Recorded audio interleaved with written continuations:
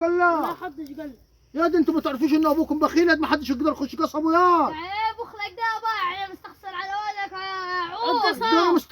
ده انا مستخسر النفس سعود. يا ما يجيبش من بتاع العمده بيومي خالص. ما نجيبه من مين يعني؟ تجيب من اي قصب تاني. فين القصب؟ فين القصب؟ ما هو القصب حوالين. شوط على القصبات عشان انا بخيل قوي، مش هنحب حد يخش في قصبات العمده بيومي ابدا. صح الله. عارف ما نمسك حد هناك هيعرف صلاح نفسه. امال ايه؟ يا عيال ده انا قاعد ليل ونهار. ده بس النهارده لبست النظيفه بس وقعدت ابحر واقبل. بعد اللي هنشوفه فيكم تاني نازل في القصب هدعكم.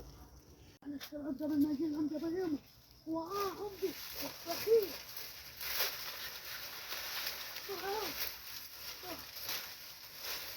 بسرعة يا ابو العم قبل ما يجي. وعمده بس بخيل يا ابو العم. القصبات نشوفوا في حد هناك ولا